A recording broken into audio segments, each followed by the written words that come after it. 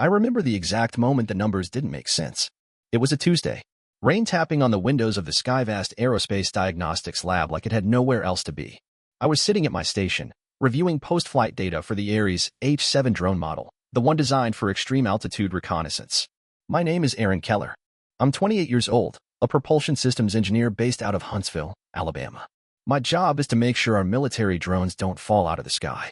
That day, I noticed a small irregularity in the fuel calibration logs. Nothing huge, just a spike, a thermal anomaly in the burn chamber. I flagged it in the internal system, slapped on a yellow label for a monitor. But then I noticed the same spike in 2 other logs. Then again, from a test flight 6 weeks prior. Same drone family. Same subsystem. Same damn component. At first, I thought it was a faulty sensor. We've had those. But the deeper I looked, the more consistent it got. High-altitude operations, particularly over 40,000 feet, triggered small but repeatable failures in the dynamic pressure regulator.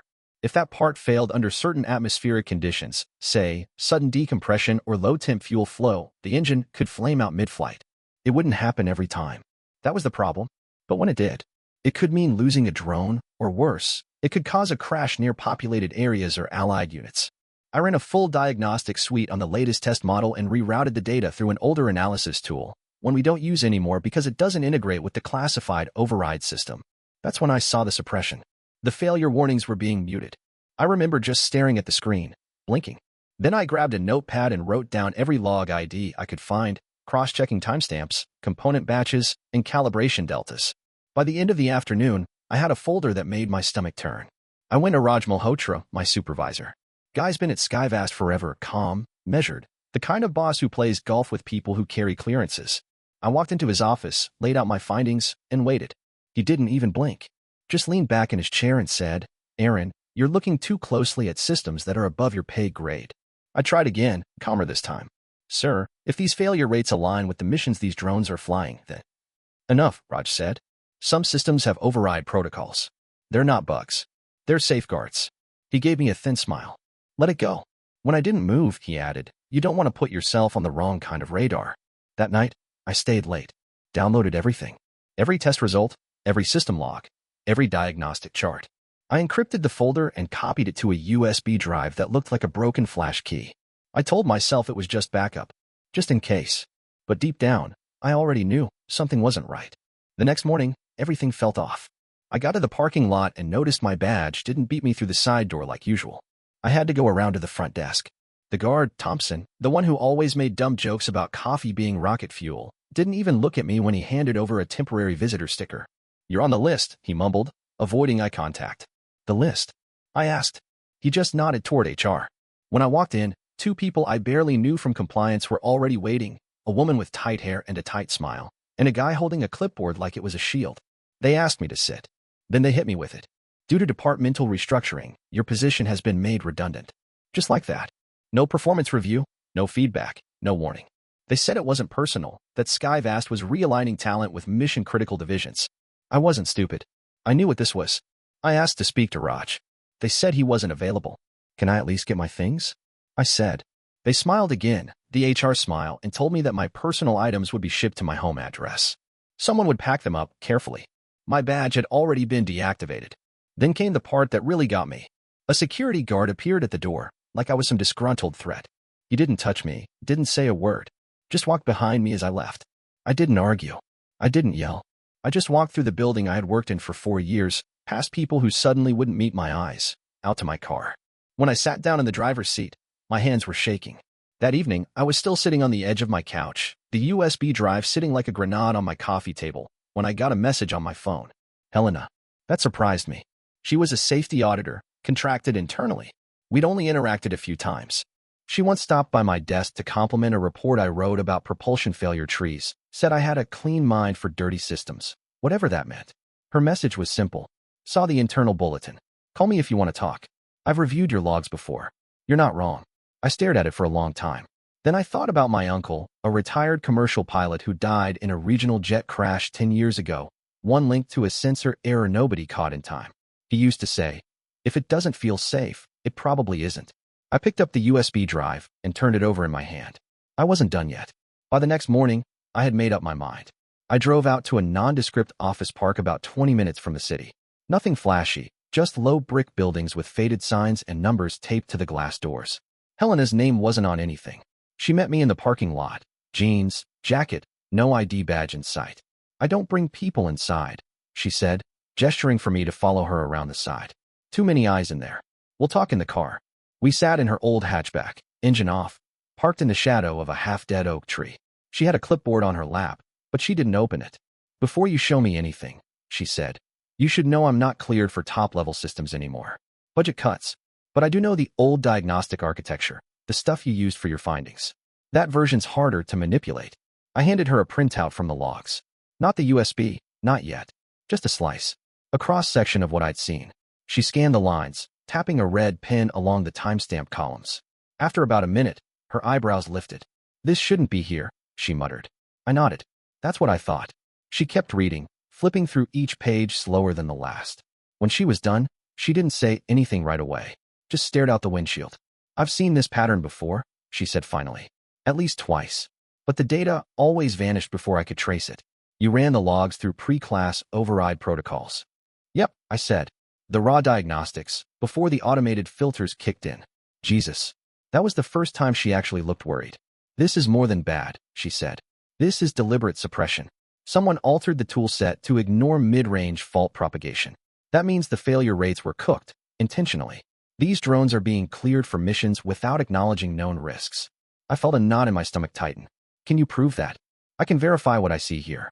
But to prove intent." She shook her head. "That's dangerous ground. These models are tied to Tier 1 deployment assets. Special ops, black recon, probably international contracts. You don't just blow the whistle on that without triggering alarms. You think someone high up already knows?" "I'd bet on it," Helena said. "But that doesn't mean they'll admit it. The moment this gets flagged publicly, it opens up liability exposure across multiple agencies." She paused, her voice quieter. "People have lost clearances over less. Some have disappeared from the industry entirely." We sat there in silence for a few moments. Then I asked the one question I'd been avoiding. "So what do I do?" Helena folded the printouts, slid them into her bag. "You stay smart. Document everything. Use secure channels. If this goes up the chain, you need to show you acted responsibly, that you raised concerns internally and were ignored." "I already was," I said quietly. She gave me a look. "Then you'd better brace yourself. Because if they pushed you out, they're not just covering a mistake. They're protecting something." I left the meeting shaken but certain of one thing. I wasn't paranoid. I was right. And now I had someone else who saw it too. It started with a knock on the door that didn't feel right. Not a delivery. Not a neighbor. Two men in plain clothes, badges clipped to their belts like props in a bad TV show. One handed me a thick envelope. "You've been served," he said. No emotion. Inside was a formal notice. I was under investigation for mishandling classified technical data. They cited violations of the Espionage Disclosure Act. Legal terms spilled down the page like a death sentence written in Helvetica. I didn't sleep that night. The next day, I got a call from Raj. I almost didn't answer, but curiosity won out. "Aaron," he said, like we were old friends catching up. "Rough week, huh?" I didn't respond. "I'm calling to offer you a solution," he said smoothly. "There's a path here, if you're interested. You walk away. No more digging. No more leaks. And this all goes away. Your record stays clean. Maybe even a new opportunity down the road. I can make that happen." I stayed quiet for a moment. Then I asked the question I wasn't sure I wanted the answer to. Was the flaw intentional? He didn't deny it. Just sighed. "It's not that simple. We received a directive, strategic adjustments to allow the drones more operational autonomy. Less redundancy. Fewer flags. Cleaner missions. Cleaner failures, too," I said. Raj's voice dropped. "Do you know how many times the Pentagon's overridden safety protocols in the name of mission readiness? This is just how things are done." "No," I said. "That's how people get killed." That was the end of the call. I reached out to a lawyer the same day. Joanna Kwan, a federal defense specialist who'd worked on a few whistleblower cases. She took the meeting after I sent her a brief summary and a redacted snippet of the logs. "This is serious," she said after reviewing it. "They're accusing you of unlawful retention of classified material. That's prison-level stuff." I swallowed hard. "So I'm screwed?" "Not necessarily." She leaned forward. "If we can prove retaliation, that you were fired because you flagged a legitimate safety concern tied to national operations, you have protection under federal whistleblower laws. Even if it involves classified systems? If you followed the chain and were ignored, and if the issue presents a real risk to public or military safety, yes. But we need proof. A trail. Dates. Emails. Test logs. And anyone else who can corroborate." I thought of Helena. In the USB drive. I've got something. I handed her the drive and told her everything from the anomalies to Raj's call. She listened carefully, taking notes but not interrupting. When I was done, she leaned back. This is bigger than you realize. If those drones are deployed with known failures and leadership authorized it, that's not just negligence. That's criminal exposure. What happens now? She looked me dead in the eyes. Now? You get very careful. We build a case. We establish your timeline. And you do not, under any circumstances, try to go public or take this to the press. We go through protected federal channels. And if they push harder, they will. That's why you need to be ready. That night, I scanned every log I had, timestamped everything, backed it all up to 3 encrypted drives. I stored one at a bank, one in a safe I bought that day, and one with Joanna. It was no longer about saving my job. It was about making sure this didn't get buried, and knowing I might lose everything trying to stop it. But for the first time, I felt resolved. Focused. They wanted me quiet. That just meant I was finally being heard. Helena showed up 3 days later, looking rattled. She texted me from the parking lot of a strip mall outside the city and asked me to meet her in her car again. Same routine. No paper trail. I climbed into the passenger seat and saw the look on her face before I even said hello. Something had shifted. I found something, she said. Or, something found me. She pulled a portable hard drive from her backpack and set it on the center console like it was radioactive. There was a corrupted server at the audit department, one that crashed 6 months ago during a migration. I've been trying to recover pieces of it during off hours. And I asked. She powered on her laptop and opened a folder titled Recov IMG set _OLD. There aren't just anomalies in the H7 series, she said. It's all of them. For models. All high altitude capable. All sharing similar overrides in the diagnostics toolset. She clicked through rows of data, log files, modification timestamps, altered safety triggers. I leaned closer. You sure this isn't just a software misalignment? She shot me a look. I know the difference between a bug and a backdoor. We sat in silence, the screen reflecting off the windshield as it grew darker outside. Then she pulled up an internal memo archived, never meant to be found. It was a top-level authorization note. Redacted names. But one stood out, unblurred in the header. Pentagon Liaison, R. Mendez, Strategic Systems Office. The note referenced a directive issued 18 months ago, greenlighting the suppression of safety checks and priority autonomous platforms for performance optimization under combat conditions. The language was sterile, bureaucratic, but the meaning was clear. They'd overridden safety flags. On purpose. Not to cut corners, but to meet mission deadlines. This goes all the way up, I whispered. Yeah, she said. And they buried it deep. Every report that flagged a risk was either rerouted or overwritten. It's not just corporate cover-your-ass stuff. This is systemic. I scrolled through the recovered files and saw failure projections that had been manually lowered. Notes marked as non-critical. Components reused without clearance. And worst of all, confirmation that at least one drone had already experienced a mid-air failure over a NATO training zone. But the report was reclassified before reaching international partners. I felt sick. So now what? I asked. She hesitated. We go off-grid. We move this data somewhere safe. We reach out to Federal Aviation Oversight, someone I trust there. They've got quiet channels into the investigative side of the DoD. But we do this smart. Quiet. I nodded. We copied the files onto 2 encrypted drives. One stayed with her. I had mine in a storage unit under a false name, alongside burner phones and printed logs. I had walked into this thinking I'd found a glitch. But now I understood the truth. The whole system was compromised. And someone had to blow it wide open. I started noticing the car 2 days later. A dark gray sedan with government plates, idling across from my temporary apartment building in Madison. It was there in the morning when I left for coffee, still there when I came back from the lawyer's office. Once, I saw it again near Joanna's building, same make, same dent on the front bumper. At first, I told myself it was paranoia.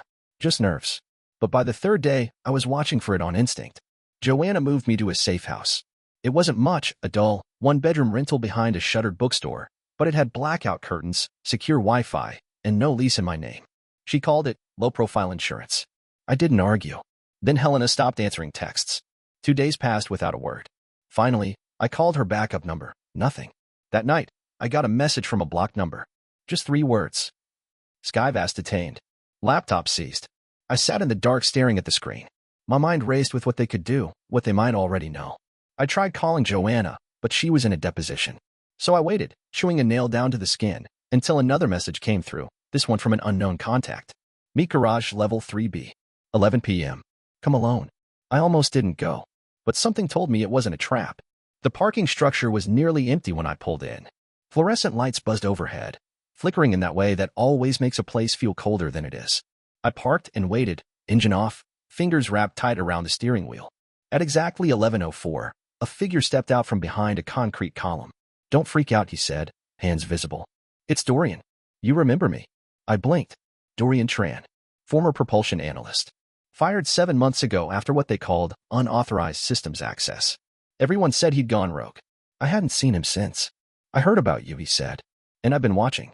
Not in a creepy way, just making sure you didn't get swallowed like I did." He handed me a small hard shell case. "They think I'm gone. Off-grid." That helped. Inside were a few USB sticks and a tiny voice recorder. "I was on the systems review team," he continued, "right before they phased in the new diagnostics suite. I recorded every high-level meeting I could get my hands on. The execs talked openly back then. Raj, Ops Chief Lynn Archer, even Mendez from the Pentagon. I clicked on one file and heard Raj's voice, unmistakable. Safety redundancy is nice in theory, but war doesn't wait on perfection. If we have to bend specs for deployment, we do it." Another clip, Lynn. "Don't call them flaws. They're compromises. Authorized and necessary." My mouth went dry. "This is what they're afraid of," Dorian said. "Proof that the decisions came from the top. Not a bug. Not an accident. A trade-off. Lies for contracts." I looked up at him. "Why bring this to me?" "Because you're the only one dumb enough to still care," he said, cracking a half smile. "And the only one still standing." I tucked the case under my arm and drove back to the safe house in silence. The shadows weren't just watching anymore. They were closing in. The morning after I met Dorian, I barely slept. Helena was still off the grid. Joanna called to say she'd filed an emergency escalation, one that might trigger temporary whistleblower protection if the data we had passed legal muster. But even that was a gamble. Everything hinged on what we did next. So I made a call. Helena had once mentioned a contact inside the FAA, someone embedded within the Internal Safety Investigative Unit. She said he was one of the few people left who didn't care whose name was on the building, only if the math held up. I texted her old number with a coded message she told me to use if things went sideways. "Coffee filters clogged. Need new grounds." 5 minutes later, I got a reply. "Meet at the usual diner. Bring the whole machine." That night, Joanna, Dorian, and I pulled up to a rundown diner outside Arlington. The kind with cracked vinyl booths and coffee that's been on the burner too long. The man waiting for us was tall, late 50s, thick glasses, and a federal badge he didn't flash until the waitress had refilled his mug. His name was Ellis. FAA Internal Investigations. And he wasn't surprised to see us. "We've been tracking anomalies linked to Skyvast's high-altitude models for months," he said quietly, setting a battered leather folder on the table. "Filed under performance reviews, maintenance irregularities, and redacted audit summaries. All different departments. No connecting thread. Until now." Joanna slid him our drive. Dorian handed over the audio recorder. I opened my laptop and showed him the suppressed logs, the pre-overridden safety flags, and Helena's recovered server archive. He listened. He scrolled. He didn't blink once. Finally, he looked up. "You just connected what we couldn't. You knew." I asked. "We suspected. But without internal access, all we had were guesses. With this." He tapped the recorder. "We can start a federal inquiry." Joanna leaned in. "We need whistleblower protection for Aaron and Dorian immediately. We also need sealed records to prevent Skyvast from retaliating." Ellis nodded. "Already in motion." He reached into his coat and handed me a single sheet of paper. "A confidentiality waiver and conditional immunity clause. Sign this, and you'll be folded into a sealed investigation. You'll testify under federal protection. But once we move, there's no going back." I took the pen and signed. Ellis stood, folded the papers, and said, "We'll be coordinating with federal prosecutors and military oversight for synchronized execution. You'll be briefed on the timing. But when it happens, it'll be loud. Phones, servers, offices, all of it."